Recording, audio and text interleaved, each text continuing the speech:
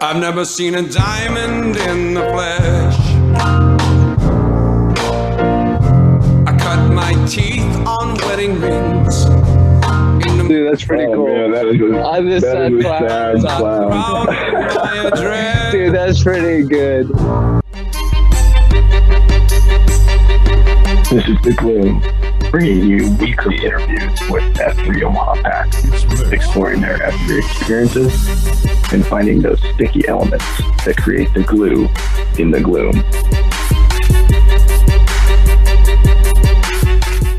Here, and there we go.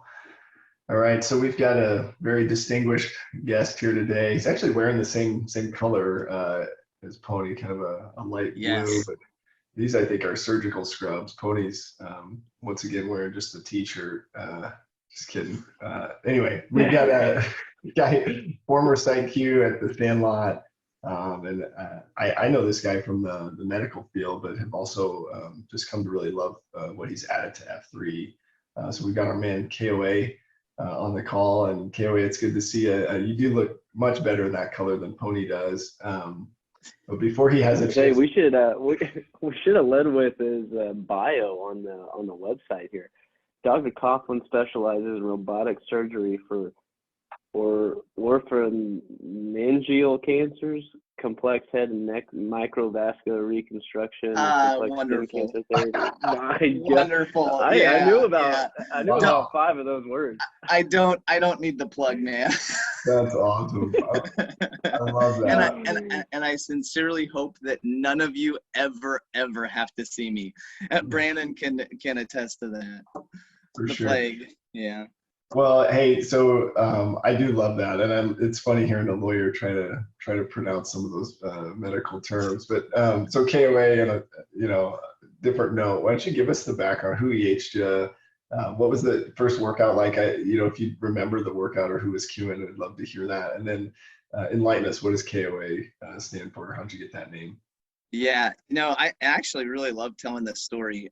So I actually should give the credit to No Dose's wife. And she actually EH'd me twice, probably about 2 years and a year before I actually came out, which is pretty cool. We graduated from med school together, and we both did ear, nose, and throat. And then we reconnected when we got back to town. And it was, at that time, getting up at 4:30 or 5 in the morning was not the way to go. And so I just never made it happen. I wasn't gonna make that trip across the city. But now, now it's like, well, I'm stupid. I should have done that at the point. But then I was actually hanging out with Knobs, and he was like, hey, you should, we got this group. We work out, and it was Labor Day weekend. And I was like, well, I'm on call. I can't go on Monday. He wanted me to go to Titan Alley to Murph. And so he's like, that's okay. He's like, come down to the Sandlot on Thursday, So I ended up going to the Sandlot on that Thursday, and Sparty was the cue. And I show up, and I see this flag planted, and I'm like, is this F3? And Sparty goes, he goes, well, Knobs, what'd you tell him? And so anyway, it all kind of went from there, and it was a great workout. I actually remember we did a string of pearls, and the weirdest thing that we did during that workout was we got on 84th Street in front of the Dairy Queen, and we were doing monkey humpers against the street. So I thought it was like, what am I getting myself into here? But love it now, obviously. So Sandlot fittingly was the first place that I cued at, and had a lot of fun since then. I got my name KOA because they were just asking me questions, and I never lead like with what I do. I'm always just like, yeah, whatever, I've got kids, I went to here, I'm from Council Bluffs, and I'm surprised they didn't go with that one. That's usually the place where people go with. But I said we like to go to state and national parks, and Knobs appropriately, called me KOA. So good stuff. Wait, so I still don't understand the reference. So camp. Could you expand?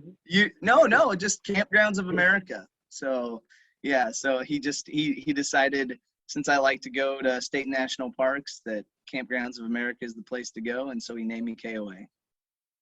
Gotcha. All right, that makes sense now. So nothing I aggressive. thought it had to do some. I thought it had something to do with your profession. I was looking at your bio before we started this, and I was trying to link it, but yeah, couldn't figure it out. So I will tell you, one of my buddies, Ear Tag, when he heard what my name was, he thought that they named me DOA, and I was like, no, they did not call me DOA. So that is not good. That's awesome. So how was your experience at that first workout? That was great. Super positive, obviously tons of great people. And from then on, it was full in. I'm all in. It was exactly what I needed. I remember the next workout, I didn't go on Friday anywhere, but then Saturday at the pit, Gunner basically did Pandora's box, and I got my ass kicked, and it was pretty awesome. So I was like, I thought I was in shape. I am definitely not in shape. So it was pretty cool. What so I'm curious, was Knobs trying to sell you something and then he ate you? Is that the deal, or was it? Nope. Knobs wasn't trying to sell me anything. We're in Papillion. There's a lot of like mutual friends and family and stuff like that. And he was like, hey man, you should come out. You should come do this. And, I'm sure just like he does now, just like you guys do. It's like, you meet a guy that that you like to hang out with or talk to, and you just keep working on him. And he could have stopped when I said, no, I'm not going to Titan Alley because I'm on call, and he didn't. And he's like, well, come on Thursday instead. And it was an easy yes for me. In that same vein, have you had any experience EHing on your side, and had any guys you reluctantly brought into the group? No one reluctantly. I will say it's been kind of hard for me to get guys to come in, although there've been a handful, and some people like heard that I was doing it, and then I didn't specifically EH them, but a lot of the guys in Papillion, we have mutual friends. There's still a handful of guys that are still coming out. Skids, I think, got EH'd by Ear Tag, who Ear Tag kind of came out because of us. And then, there's Squeaky. Actually, Squeaky found out from someone else, but Squeaky's a really good friend of mine. Now that I'm on the spot and like blanking on names, but the reason I was telling you guys that it's been kind of hard for me is because I live this, separate life. What I do is really busy. But a lot of the people that I work with and people that I talk to on a daily basis, not outside of like kids stuff, they're up here in Omaha, and a lot of them are physicians. And I tell you, we don't have a ton of physicians in this group, which drives me nuts. I brought Nodule out, and I was able to do the Mortimer with Sven, which was really cool. And I didn't realize it until I, came up north to a couple workouts, but Two Step, who I worked with for a long time since he's a neuroradiologist. It was really cool to see a lot of people out there that were in the profession. And I've told a ton of people, but I think that early morning is just a challenge for them, and for whatever reason they're just reluctant to do it too. So and I post a lot in Sarpy, right? Because that's where a lot of the guys are. And I don't really have a problem coming up north. It's just that, that's where my people are. And until I get more people up north, it's hard to leave your group. I love that you mentioned that, because I feel like I've talked with Wait Time about this, like, and I guess we had Pony and I have a buddy, Snips, is his name. He's a urologist. Yes. And he's been out once. He claimed it got injured at the beatdown, but. So I put a handle out there on Slack to all of you guys, because I see Snips all the time at the hospital, and I'm like, Judd, come on, man, when are you coming back out? When are you doing this? And he's like, I told you that if I have one more person ask me, I'm actually going to come back out. And so then I sent a text out to everyone, and everyone's like, I know Judd. And so pretty soon he had like 50 text messages, and I'm like, hey dude, I'm really sorry if you got 50 text messages, but you need to come back out.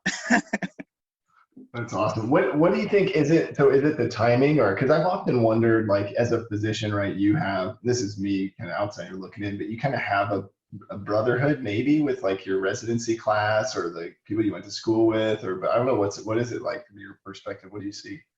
Yeah, I actually think it's the time thing. I think you know, I and I've got a great wife who's been with me, throughout, like, everything. We met first semester of college. So she's been with me through getting into med school, going through residency, moving out of town, moving back to town, going through fellowship, etc. So she gets it. I don't know if guys feel like they're going to take time away from their families, more so than they already do. That could be part of it.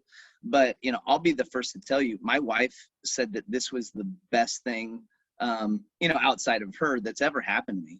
Really, like truly, because she just tells me that I'm a happier guy. You get your workout in, you get your man time with other guys, and it's really great.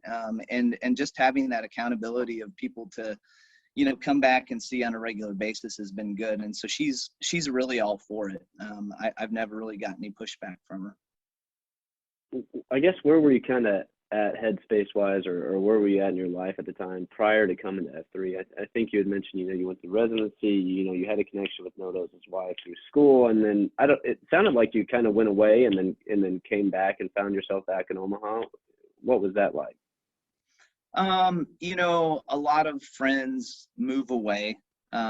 People become at different parts in their life. I still have a lot of friends from med school that I just never see, because, families get busy. My kids are, I have twins that are 11, and we have a younger one who's 6, and we're really getting busy with activities. So, we're just so busy with stuff that it was kind of, whether, unless our kids have friends and we hang out with their parents, we didn't really see a lot of people other than running around and doing the things that we do on a regular basis. And, I don't think I really noticed it at the time, but I needed this. I really needed an outlet, to work out on a regular basis. I needed a place that I could talk to guys and be vulnerable, about things. I loved, just having that outlet, because I do recognize that I'm a lot more patient, not just at home, but also at work than I used to be. And I think that's the thing that I've really tried to work into a lot of my COTs is,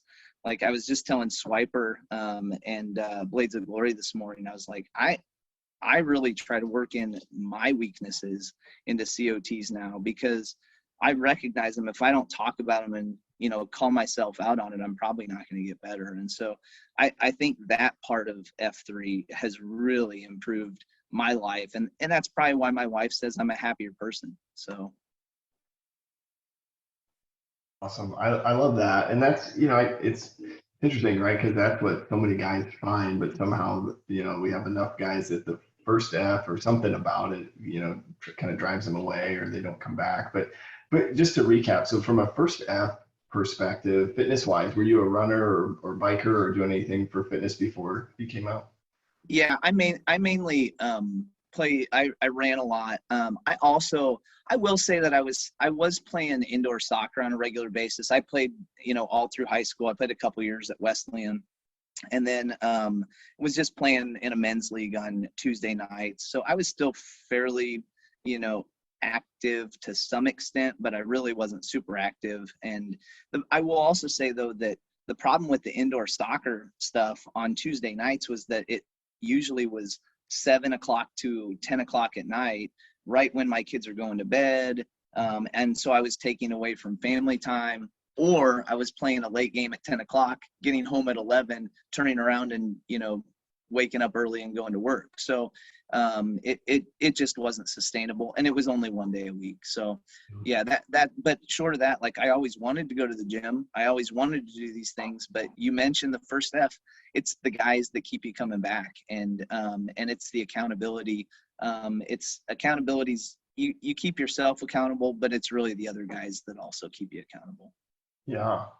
Well, and so it sounds like you knew a lot of guys too when you showed up. So it wasn't like you were coming in and, or maybe not, or. I didn't. I found out that I knew a lot of guys, but I didn't.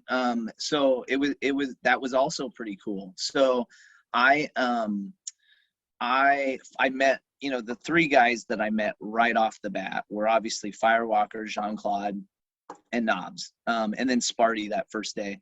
But then like other people, it's cool how other people really do look at Twitter and they look at who's at the Name-A-Ramas, and pretty soon like Jean-Claude and Firewalker came up. They're like, hey, did you know that one of our redwoods, the big one, knows you? And I was like, who is that? And so I had to look around and try and figure it out. I'm like, oh my gosh, I've been talking to that guy for years, because he would come through and he was selling stuff in the OR for some of the things that I was doing. And then, we met up and talked a handful of times. Two-step, like I talked to you about, I saw him fairly early. And then, it just evolves. Like, I know this person, oh, you know this person. It's Omaha. This is Nebraska, right? Everybody knows everybody, which is pretty cool. And I think that's probably why F3 Omaha is so strong, is because everyone kind of knows everyone to some extent. What so as you were kind of talking about accountability there too. So like, as you identified like, oh, I kind of know these guys, but talk to me about like the second F, or like, because I guess do you get to stay around for coffee or participate in those things, or how have those relationships grown over time? Yeah, no, that is, I think that's really what is the thing that brings you back, is the fellowship on the outskirts of actually getting exercise. The exercise is great, having set time aside to work out is great.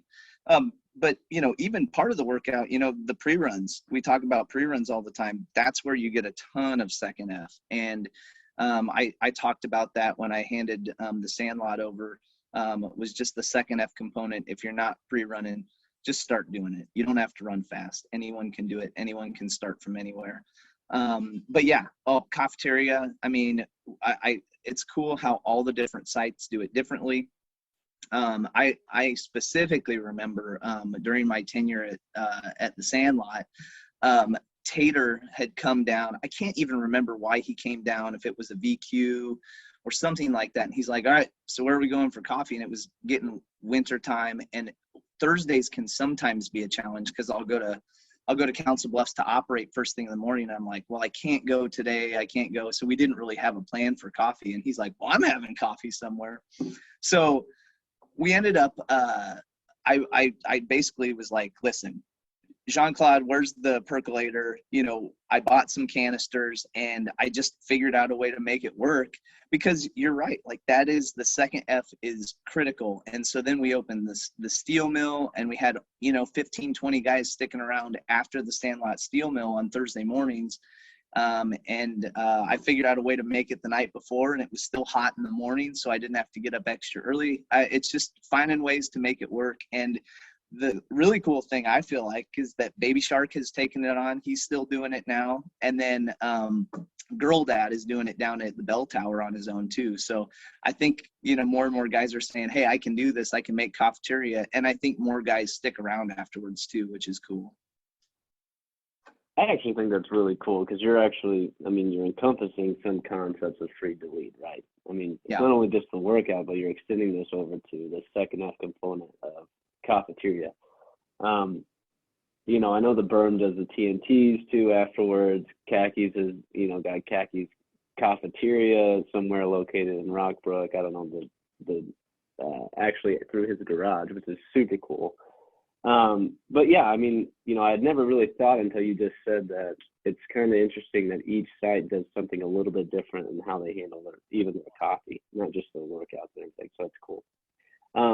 You talked briefly about your leadership and I guess addressing the coffee, but what was your experience overall? How were you approached to take it over? Did you feel like you were ready? I mean, I didn't feel like I was ready to take it over, but I'm curious on your thoughts on the matter. So.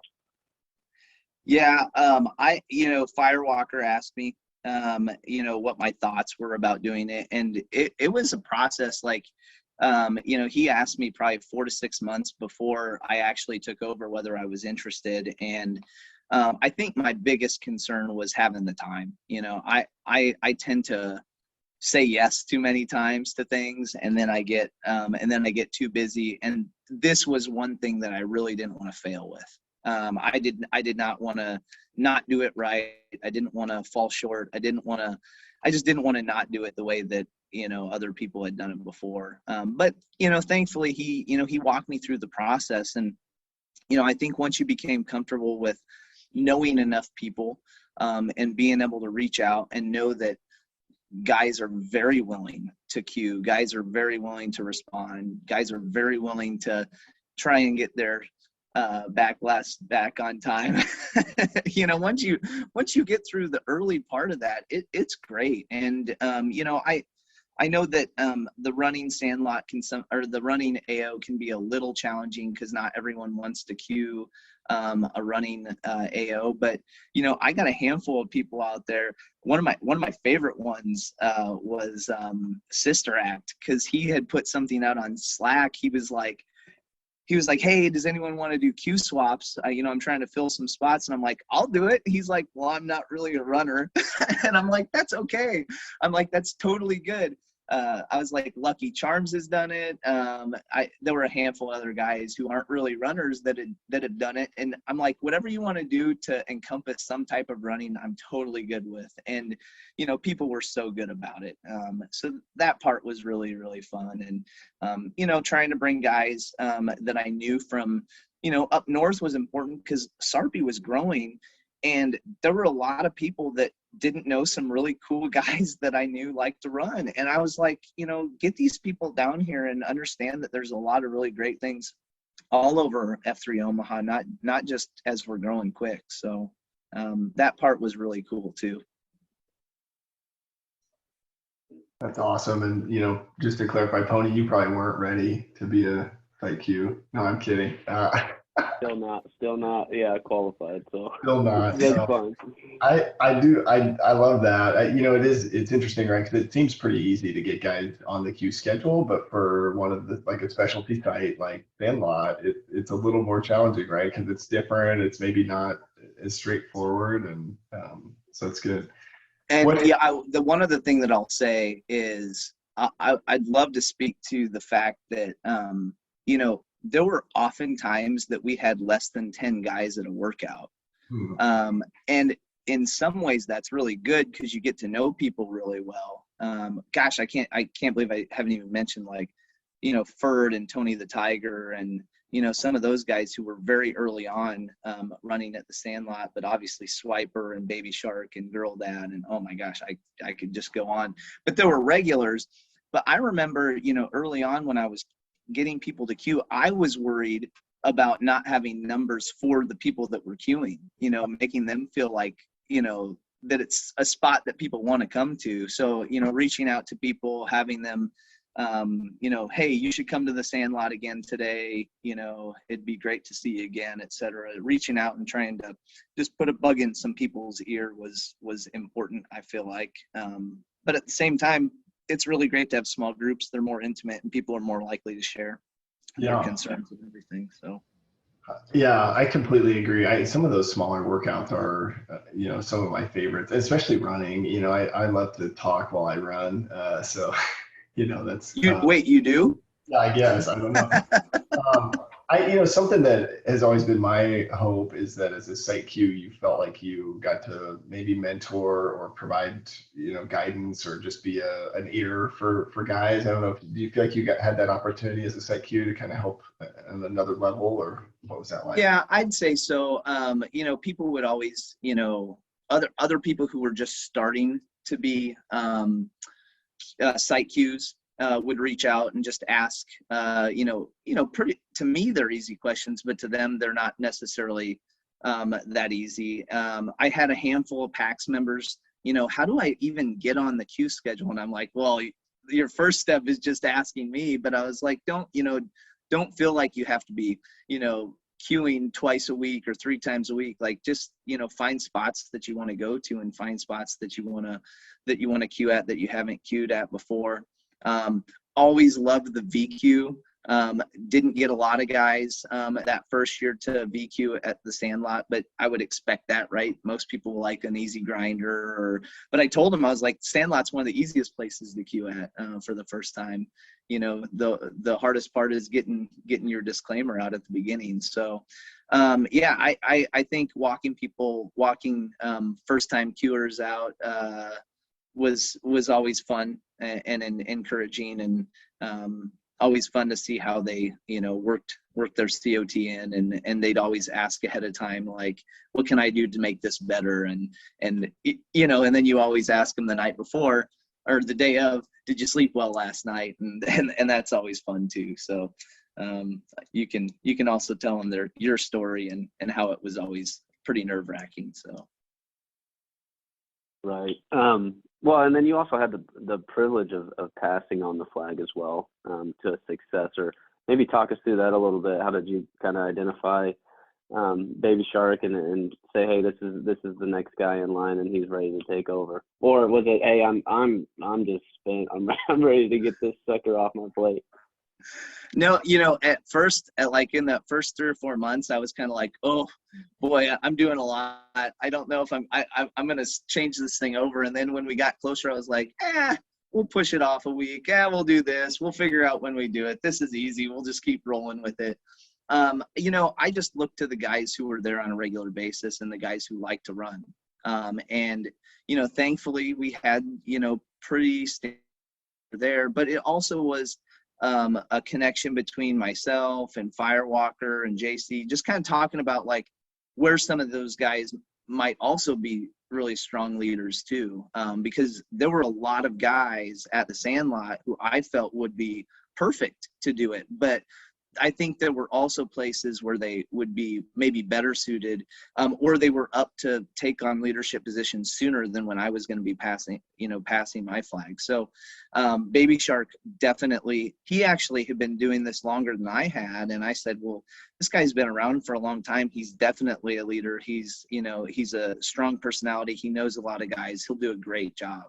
And so I asked him, I reached out, and I think he was reluctant at first too, but I think doing the same thing that Firewalker did for me and just walking him through the process and saying, you got this, and we're here to help out, even if you have, questions or struggles or anything like that. So he graciously, agreed, and we passed it on. And I will say, I remember Roadhouse asking me about a week after I passed. He's like, "Does your trunk feel empty?" And I'm like, "Yeah, it feels empty. I don't have my shovel anymore."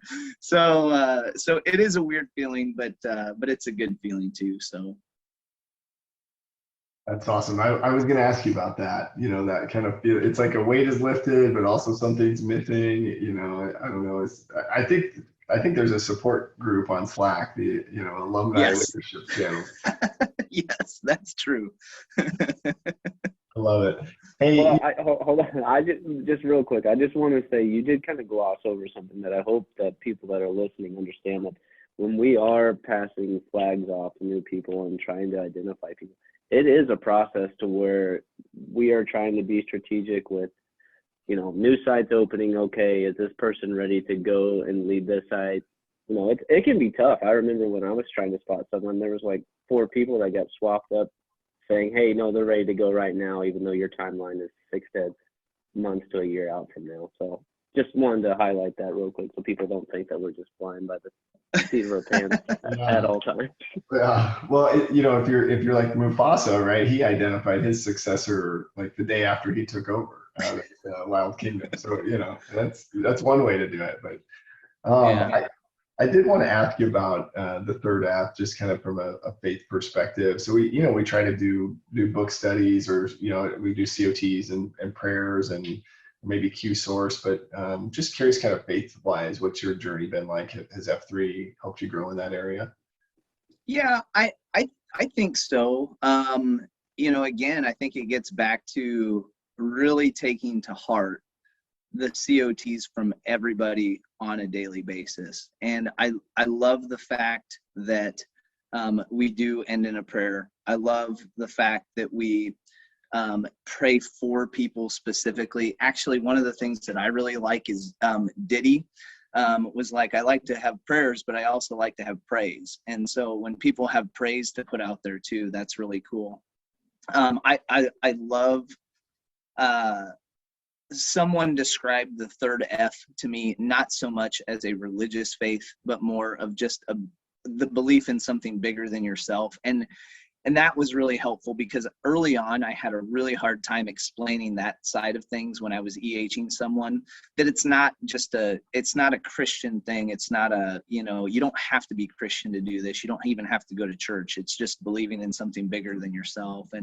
And so I think that has also helped me, just continue to get stronger in my faith, or stronger in my daily work, because I think that, I think in the grand scheme of things, most of the things that people talk about in COTs do have a lot of religious faith-based stuff, but they're basically life lessons that you need to continue to work on to make yourself better.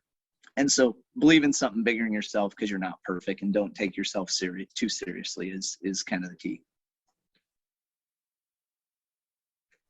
I love that. I think one of my favorite stories is kind of a guy whose sponsor was telling him that he needed to believe in something bigger than himself. And so he had him put his faith in a chair. And his sponsor's response was, how does it feel the first time in your life your life is in control of someone that's not an idiot? And so kind of this idea that even a chair at times, right, could provide better guidance. It's just got to be outside of ourselves. And I don't know how many guys have that. But I love that. I think, as guys come into the group too, you're right, that is kind of a hard discussion. It's not always easy to walk them through that. And I think the way you described it is exactly what Breed to Lead says, right? It just can't be you. That's your higher power. So that's good. What as you think about new guys coming in, and you kind of hit on this, right, too, that like running AO, there's kind of some finesse to get guys engaged, but just as a larger region, any advice or like things that you've picked up that you feel like we should start doing or keep doing to engage new guys? What advice would you have there for us?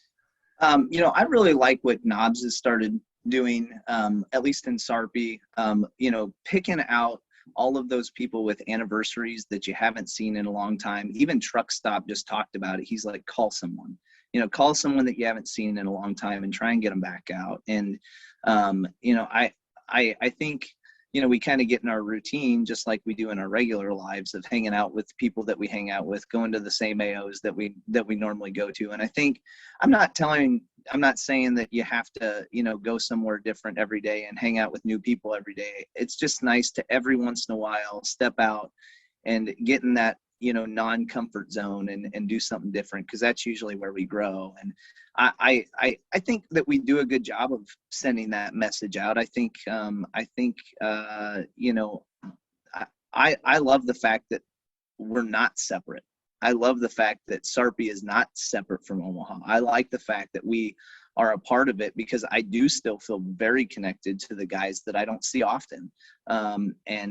It's just cool to be able to see a large group of guys hanging out and run into people if you haven't even seen them for a month, and have a nice conversation, or you see them around town or whatever it is. So I love the fact that we keep growing as an entire region. And I think we're doing it right. So I don't really have a lot that I'm critical of.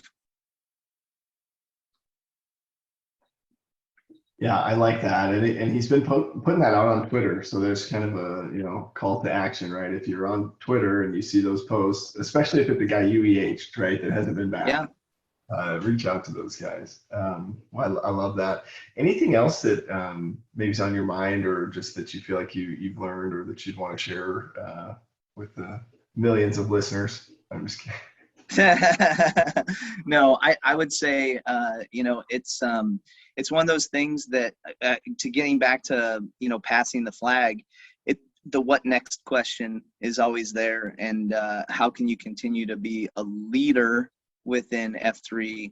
I'm not a flashy, loud person generally, until I get to know you pretty well. Then maybe I'll start speaking out a little bit. But I think just continuing to find ways to help other packs reach the capabilities and the potential that they have to not just be leaders, but to achieve their goals is always really important and on my mind. And, you know, I've had lots of ideas on ways to improve myself, or what the next step might be in terms of, you know, getting additional things started and helping F3 Omaha grow. But, you know, nothing that's hard set in stone.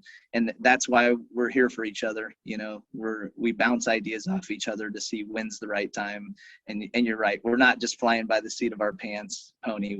We're constantly being thoughtful about the decisions that we make. And I think that is the strength of F3 Omaha, is that we are fairly diverse in where we come from and our thought processes, and it takes a village to make those decisions. And so I really credit F3 Omaha for doing it right.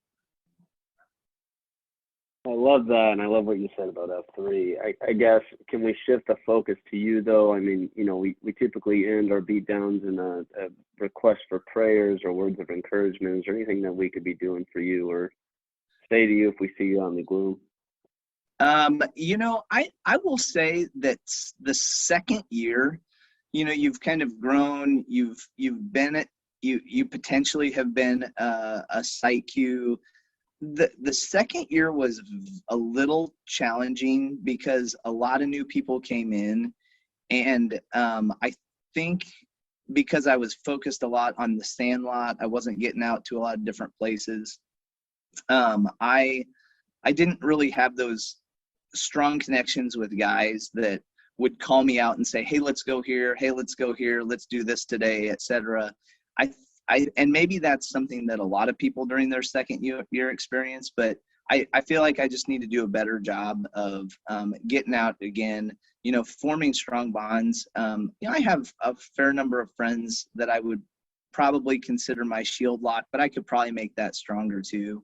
And I just haven't focused on that. And that's one of those things that, you know, if you see me and you want to call me out and want me to help with anything, I'm happy to do so. So do so.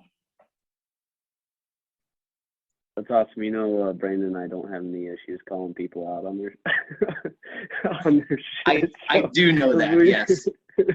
All right. Well, we definitely appreciate your time and want to be respectful of your time. So I think we could take this out with a name Rama. Sound good? Sounds good. Yep. All right. I am John Whitworth. I'm 30, and I am Pony Express. Pony Express. Hey! Pony Express. Brandon 36, The Plague. The Plague. The Plague. Andrew Coughlin, 40, KOA. KOA. What's the noise after KOA? What's the call sign? You know, there isn't one yet. Okay. There isn't one yet. There have been a couple folks. There have been a couple folks that have occasionally yelled out "pitch a tent" or something else like that. But we'll see. We'll see if we work that out.